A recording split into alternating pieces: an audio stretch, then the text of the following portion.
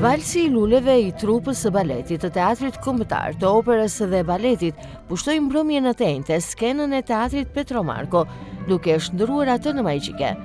Valsi i luleve, një udhëtim koreografik me fragmente nga repertori i baletit klasik, ndërthurur me element të gjuhës bashkohore televizies, u ndoqi nga spektatorë të shumtë në sallën e teatrit, vendas edhe të huaj. Drejtori Aulo Naçi vlerësoi mirëpritjen e spektatorit artëdashës vlonjat. Si gjithmonë, dhe zotëria e rafundit, që kjo është një dëshmi e sigurt që arti është në të vërtetë energjia dhe forca që jep kuptim jetës. Dhe sot e dëshmuam për të disa të ne, qytetarët e Vlorës, të cilës ka munguar asnjëherë në skenë. Ashtu si gjithë artëdashët në Shqipëri, kam një eti për artë, sepse arti është gjë më e pastër që jep kuptim jetës. Dhe sot e vërtetuam dhe trupa e baletit, teatrin, të cilën me përkushtim, prej vitesh, me djersë, me mund, me studim, me sakrificë, i japin krenarin Teatri Kombëtar të Operës së Baletit në Santiago. Hera Isan, që Teatri Kombëtar të Operës së Baletit, me aktivitetet e tij të shumta, vjen në qytetin Mbretërar të Vlorës, dhe siç thash do të jetë në fundit, por edhe në qytetet e tjera të Shqipërisë dhe mbar Shqipërisë, ashtu si dhe nesër në mbrëmje në Prishtinë, kori i Filharmonisë së Kosovës së bashku me korin e Teatrit Kombëtar të Operës së Baletit do të performojnë me një vepër, me kryeveprën e fundit të Rosinit, për ditë mes solenele, e cila u paraqit në Teatrin Kombëtar të Operës së Baletit para disa ditësh. Për Renata Vason, gjithnjë është bukur të performosh në skenën e teatrit të Vlorës. Për mua është kënaqësi, nuk është hera e parë, është e disa herë kemi ardhur me operën Traviata, me një mbrëmje gala para disa muajve, dhe ardhja gjithmonë në teatrin Petromarko për mua është kënaqësi. Jo vetëm për të themi për qytetin e Vlorës, për këtë teatr që ka një histori të jashtëzakonshme, por dhe për mua si artiste, që më presi me kaq dashuri, edhe që ju fal emocion sa herë që unë kërcej dhe jam prezent këtu dhe gjithandej. Kështu që unë i falenderoj shumë për pritjen dhe për duartrokitjet.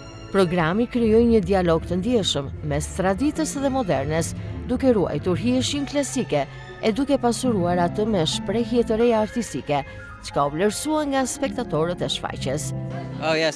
Po, mua më pëlqeu shumë. Origjina ime është nga Shtetet e Bashkuara të Amerikës, por po jetoj në Vlorë prej tetorit. Qyteti më pëlqen shumë.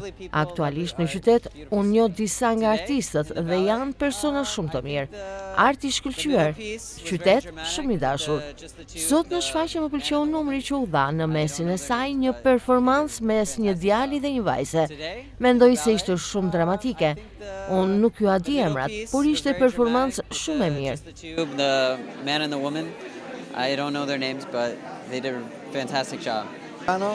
Sono stato felice che un amico mi ha invitato a vedere questo bellissimo. Unë vi nga Milano, jam shumë i lumtur që më ftuan në këtë shfaqje të mrekullueshme.